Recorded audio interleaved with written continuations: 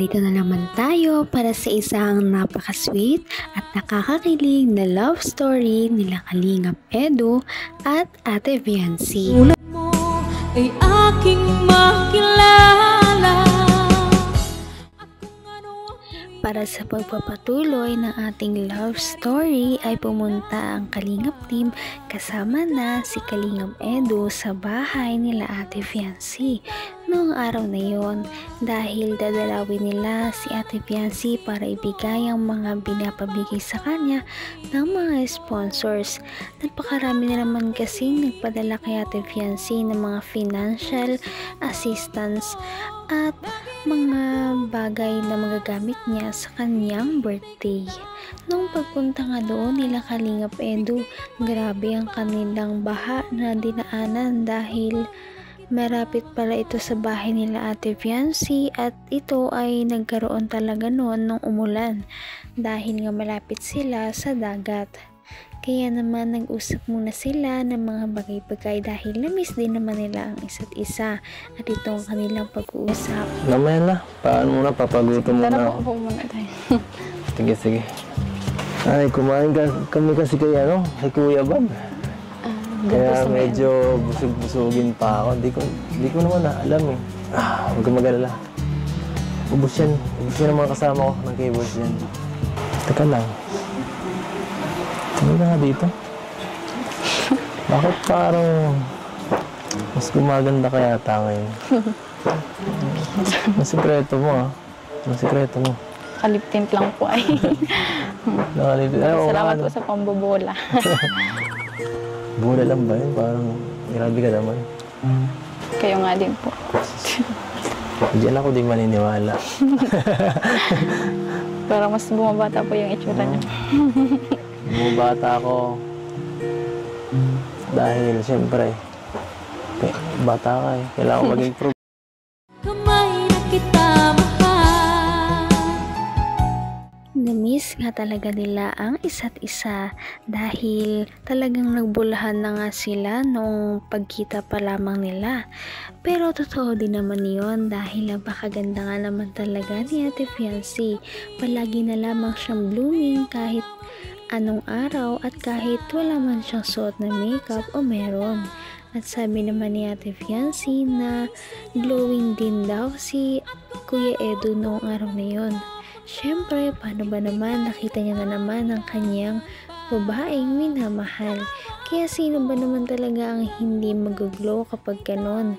Grabe talaga ang chemistry ng dalawa kahit naman nag-uusap lang sila ng pang-ordinaryong araw ay talagang nakakakilig kaya naging trending na naman sila sa social media at nakakatuwa dahil nagpo-progress na ang kanilang relationship.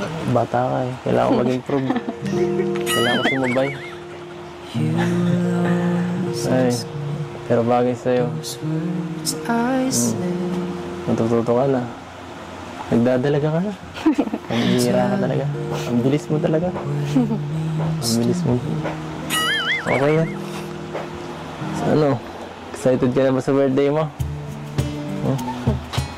Huwag kang mag-alala. Sasamahan naman kita doon eh. Kung kinakabahan ka, doon naman ako katabi mo. Aalalayan kita. Saka isurpresa ako sa'yo.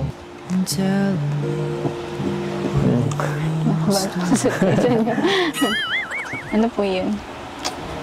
Secret muna. Secret. Abangan mo lang sa birthday mo.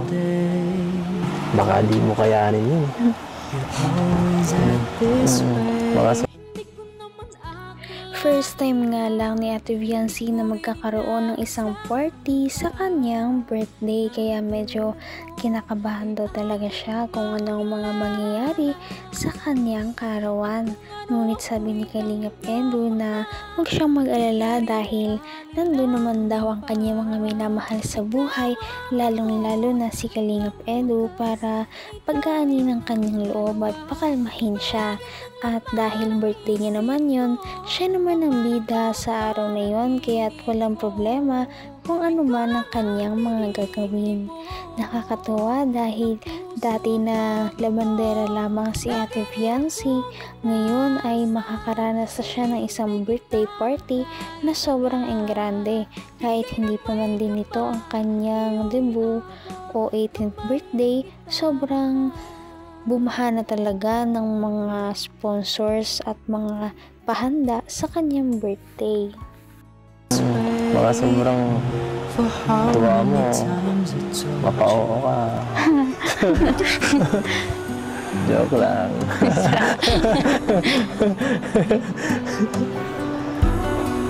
Ano? Ay, nako. Yan, say. Grabe yung birthday mong bongga.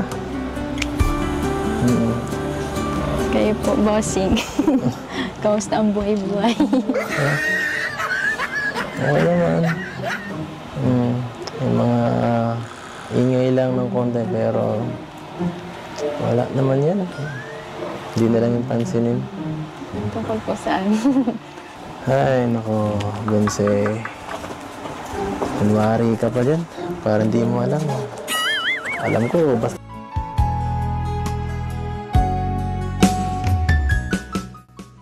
Biniro pa nga ni Kalingap Edu si Ate Fiancy na baka sa sobrang tuwa niya o sobrang kaba sa kanyang birthday party, bigla siyang mapa-oo kay Kalingap Edu.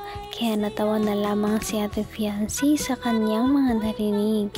Nakakatuwa din dahil talagang nilook forward ni Kalingap Edu ang birthday ni Ate Fiancy. Lahat nga excited na kung ano ba talaga ang mangyayari at mga pasabog ng Kalingap team sa darating na birthday ni Ate Fiancy.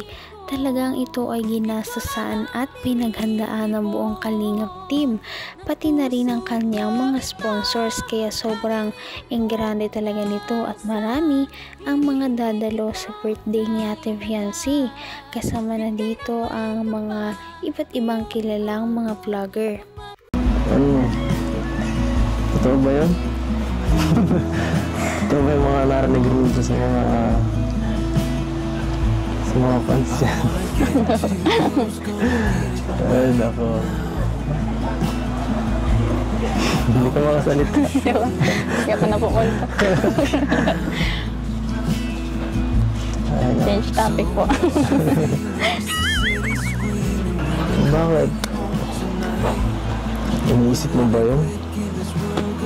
Na-stress ka ba sa mga nakikita mo? Nababasa sa'yo? Hindi po. Galit ka ba sa akin? Galit na galit? Hindi po. Ano pala? May tiwala naman po ako sa inyo. Kaya ako sa'yo eh. Baka talaga. Baka talaga. Hindi ka rin nag-alinlangan pa. Ikaw at ako. Naku, ano kaya yun? Sabi ni Kalingap Edu na meron daw usap-usapan na nagsiselos daw si Ate Fiancy. Ano kaya ang balitang yon? Ngunit sabi naman ni Ate Fiancy na hindi naman daw yun totoo o parang tinatanggi niya na lamang.